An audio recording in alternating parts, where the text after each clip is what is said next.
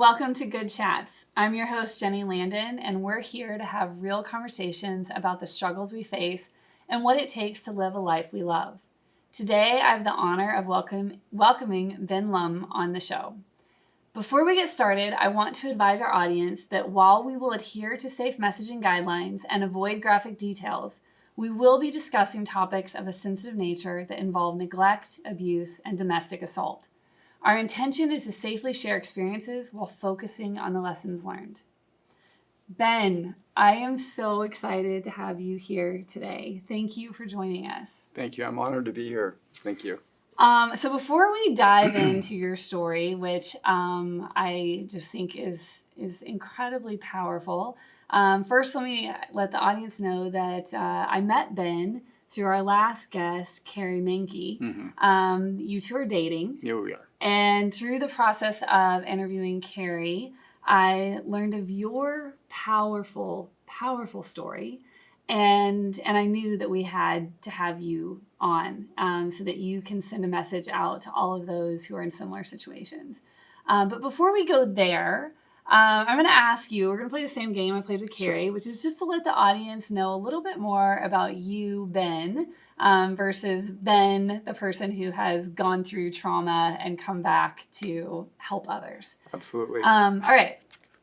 So here's my questions. Do you consider yourself to be an introvert or extrovert? Definitely an extrovert. All right. Yeah. Yep. Yeah. And then sunrise or sunset? Both? Is that an answer? Oh, which one's like Because the you can't most? have the sunrise without the sunset. But okay, I love sunsets. Sunsets. Sunsets. Okay. All right. You have to choose one. I have to choose one. Yes. Okay. Camping or luxury resort? Ooh. Depending on my mood. I'm going to say camping. Okay. All right. And then winter or summer? Definitely summer. For sure. And you're out in San Diego, right? Yeah. Okay. So do you consider yourself to be a planner or are you more spontaneous? I plan to be spontaneous, not spontaneous. I'm definitely more, I love spontaneity. Okay. Yeah, definitely. And then what is your primary love language? My primary love languages, I would have to say, is words of affirmation. All right. Yeah, if anything. I mean, I believe in all 5 of them equally, but I definitely like that one. Yeah. Okay. Yeah. All right. And then what do you value most in this life? What I value most in this life is love. And I believe that love is so underrated, so used in such a cliche way. You know, I love you, I love this, I love that. But really, love conquers all. Mm. And love is, it doesn't hold any wrong or right. It doesn't hold any record against somebody. It's pure and it heals. That's one of the things that I value the most. It's just what love represents. Yeah. Yeah, I'm with you. And I think that at the essence of who we are is love. Yeah. And so when we are really in tune with ourselves and the purest form of who we are, love radiates. Absolutely. I mean, we were created with love. We were created to love. And I agree with that. Yeah. So. We are going to have a great conversation today. So let's fill in our audience on why I've asked you to be here. And I think there's no one better to tell it than you. Okay. So I was raised fatherless by a single mom. I have one brother. When my mom she married 5 times, and each one of those 5 men, stepdads, were very abusive. I was molested when I was younger, multiple times. I struggled throughout all of school, so throughout all of grade school and high school. I was very troubled. I was diagnosed with ADD and was put on Ritalin, and I was expelled from schools multiple times. So I had a hard time coping with the household environment, the unstable environment that I was in. And then instead of continuing into college, I decided to go into the military. So being in the military, I was surrounded by a lot of death and destruction. unfortunately. And then I came out of the military and I was diagnosed with PTSD. And didn't understand it at the time, but I started to develop a lot of anger and resentment from the hurt that was built up from my past. And so I became very violent. And the PTSD did not help that. It actually amplified it. And so to cope with that, I actually started to get into drugs to kind of numb the pain. So I developed a really, really bad drug addiction, which amplified my anger. It was like this vicious cycle. Found myself in multiple relationships where I was being really violent. Didn't understand it. And all I knew is that when I would be triggered, I would react. It was like my survival technique to react to the triggers. And so going through that whole process, it led me into jail. So my abuse of ex-relationships or past relationships, friends, family, I ended up in jail multiple times for domestic violence, for assault. And it was very difficult I felt like there was no hope. And so I decided to take my life. Fortunately, I survived. I came out of it. But instead of taking my frustration out on people and taking my hurt out on people, I decided to start focusing more inwards instead of exploding and being more covert or overt with it. I decided to be more covert with it. So I went through this phase of self-destruction where I isolated myself and heightened in my drug addiction. And so I attempted suicide a second time. And I felt like there was no hope. And in my mind, failure after failure after failure, I couldn't feel any more like a failure than failing at attempting suicide. And so, or, trying to commit suicide. For me, the turning point was when I came to the realization that there is nothing left. I was at a rock bottom. There was nothing left for me to lose, or I just could not understand why I was spared in this life to stay alive. And I came out to San Diego about three years ago to just help a family member out. And through that journey, I was surrounded by the right people. I was surrounded by I came to a church and just I started being surrounded by the right people who started speaking life into me. So the idea of hope that there was a different way really started to make sense to me, because I felt like there was no hope. I felt like I was just at my wit's end, like there's nothing left. And when people started speaking truth and life, and when I would respond, and I would get a response back to those responses where they would say, that's not the truth. That's not who you are. That's not your identity. These things in your past they're horrific or they're bad, but that's not who you are. This is who you are. Mm-hmm. And seeing that, and then coming through a journey of forgiveness, not just with others, but with myself, I started coming out of this and started loving myself and started, broke off this addiction and broke off this anger and started using that to help others. So, yeah. Wow. Yeah. And this is why I wanted to bring you here, because I think that, there's a lot of perceptions out there for people who, especially if they're raised in an abusive or neglectful home, that their future is meek, mm-hmm. right? That there is no future, or that what is going to be there is just that they're already destined to something beneath what they believe they deserve. And maybe actually the part of the issue is that they don't believe they deserve better. And, I actually, about 2 years ago, was encouraged to move away from the word hope. And it was because when we use that word hope and where it's kind of this, like it's out of our control, And so I used to say that there were 3 factors that when you experience all 3 of them, that you're at the highest risk for suicide. And that is when you experience extreme distress, isolation, and I would say a loss of hope, right? But I actually changed that to a shift in belief. And the reason I changed it was because I started thinking about, what does hope mean when we're talking about it? And really, if I say, I hope you have a great day, I'm kind of putting it out to the universe. I'm putting it out to someone else. But if I said to you, Ben, I believe you're going to have a great day, it just felt like I felt more empowered by it.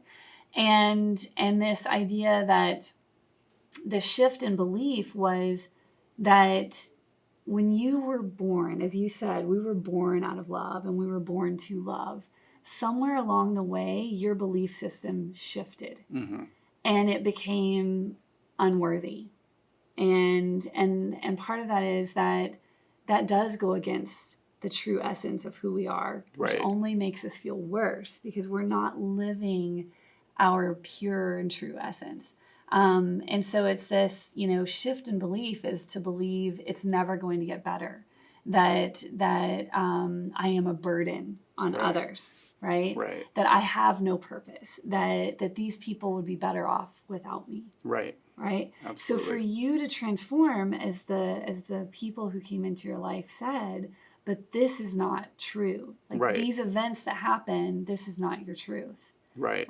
And helping you to come back around to your purest belief system of who you are. Yes. Absolutely. There was a lot of shame with that too, because you feel like you can't overcome these things. It's like in your logical mind, you're like, I've created such a whirlwind of destruction. Where, how do I recover from this? Who's going to want to, be involved in a relationship with someone who has such a destructive or violent past? So there was a stigma that was around me where I carried this shame of and of course it affected my worthiness, because I'm thinking, you're right. Yeah, I have a very destructive past to others and to myself. I don't feel worthy of a good relationship. I don't feel like I can relate to somebody else who I would imagine they would be afraid of me, and so I would, for the longest time, wouldn't hold my head up high and be proud of the person I am today, because I would allow the past to actually dictate that. And so that in itself was a big healing journey. But I'm sorry if I went.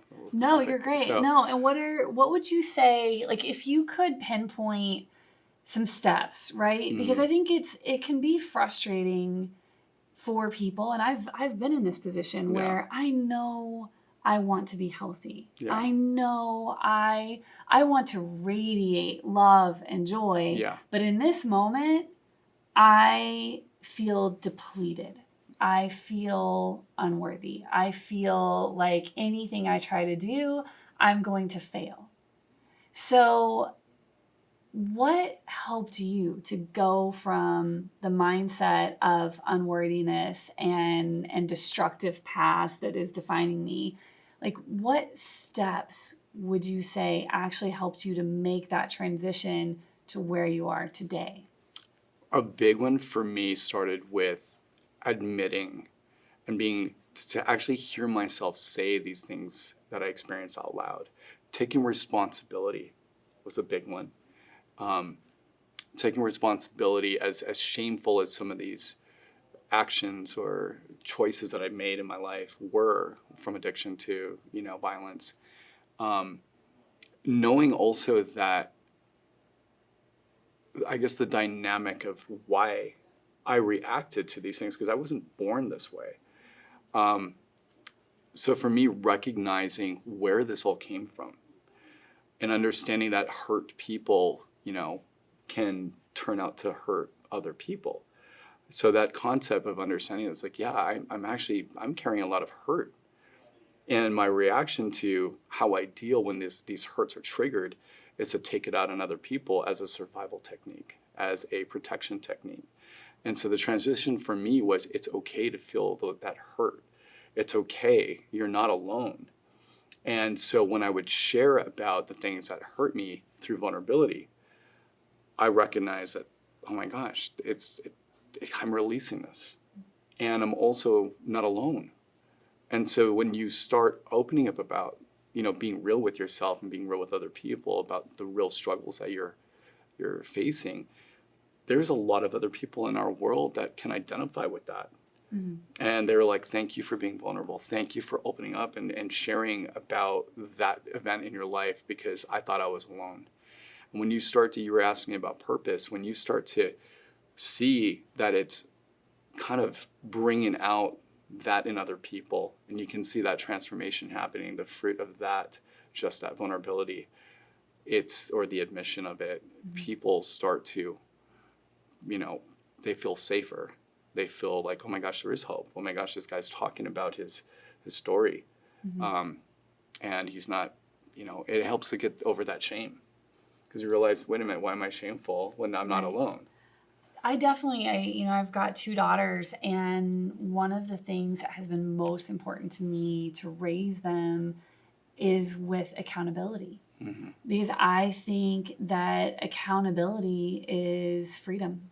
Yeah. When we can say, that was my bad, I will own that mm-hmm. and take responsibility. So it's not just responsibility. But it's the accountability with responsibility, and then adding in that vulnerability to be open about it and to share.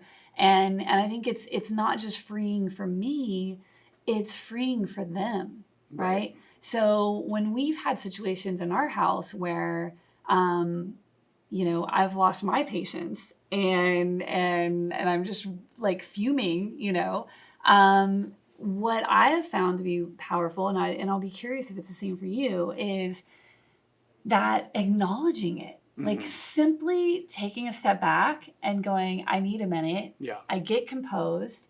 I come back to my children or whoever I'm having the interaction with, and I say, can we start over?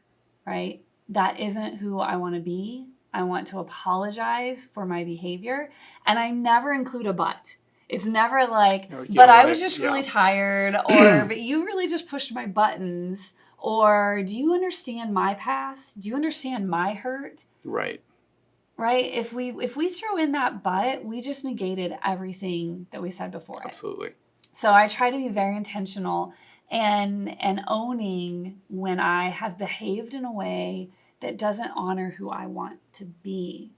And what I've found is over the last few years is how grateful my children are mm-hmm. for those moments, and for saying to me, well, Mom, you acknowledge when you do something to hurt us, right? Like, I acknowledge that I'm not perfect. Although, I want to totally sideline for a second. ... I was doing a project the other day where I was writing, I wrote at the top of a piece of paper, at the core of who I am ... Yeah. And then I free write. And usually it's like, I am love. I am compassion. Right. I am perfect. At the core of who I am perfect. Right? And that's not being said from an ego standpoint. No. And I think that, again, Carrie and I were talking about feedback loops. How many times do we say to ourselves, well, I'm not perfect, or they're not perfect, I can't expect them to be perfect, which creates excuses for our behavior.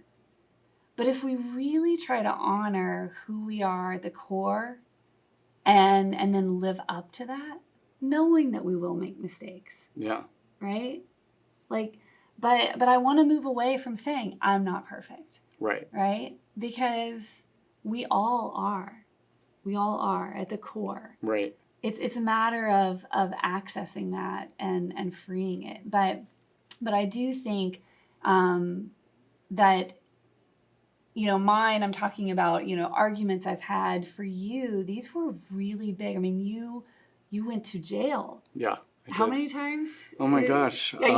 So we talked about this. Yeah, Ben sent me a whole outline. It was a lot, and I said you can't share all of that. Like, it would take too much time. Exactly, it was the essence of time. Yeah, exactly. But how many times? Because I want to talk about the impact that had on you. So The first time, and it was really interesting. It was actually really surreal the first time I got arrested, and it was for harassment, which I didn't think was that big of a deal. And of course, being arrested and being in the frame of mind that I was in, I blamed. I'm like, I'm the victim, not taking responsibility that my actions actually were victimizing. And it escalated. So I actually went to jail. Oh my goodness. The convictions that I had were actually about 9 convictions. So they stemmed everywhere from assault and third-degree assault to, domestic violence, to just third-degree assault itself, battery, harassment. Oh my goodness. It was a lot. It was a lot. It was a lot. But you were, if I remember correctly, you were sentenced to do these anger management programs. Correct. And when you and I got on the phone to talk about this, I love when you said, like, you finally ended up working with someone that truly made an impact, like it resonated with you. Yeah. And it was because the approach wasn't anger management. That is correct. Will you talk to us about what the approach was? Absolutely. So what I discovered was, and this is not to say that the other counselors or therapists were not good. Right. But for me, I think I needed something a little bit more tangible instead of something that was just being read out of a textbook, and how to manage anger. So the last therapist that I had, where I had this 72-week intensive, court mandatory, if you fail this, you go to prison for 6 years. And this was the third time you had been sentenced this 72 hours. Yes. So I've already done 36 hours, another set. So this is over the course of over 10 years of constantly doing, domestic violence therapy. And I went through 4 different counselors up to this point. So the 5th counselor, his belief was, I don't believe in anger management. I believe in anger resolution. And I was like, what does this mean? And he's like, sure, ways to manage, the signs of when you're getting upset and taking a time out and, recognizing the different triggers and things. Those are very important. But how do we get past that where you don't have to utilize that? It's anger resolution. And really what it is being in a group setting and being in a space where you're involving vulnerability and you're allowing yourself to take responsibility and actually speak it out. Well, why did this happen? So actually talking about going to the root and the source, that's the resolution. And then once you identify it, to focus on that. When I started to focus on that and actually allow those parts of my heart, recognizing where they're coming from, I didn't have to take timeouts. Will you give us an example? So if someone is sitting at home and let's say, because the quick way to say your experience is that you went from being a victim to being an offender. Yeah. Right? To then, as you put it to me, that then it was an overcomer. Right? And then I said to you after our conversation, but you're so much more than that. Right? And like you have transcended. And it took me a couple days of thinking about it. And then we talked again and I said, Ben, I see you as a protector, right?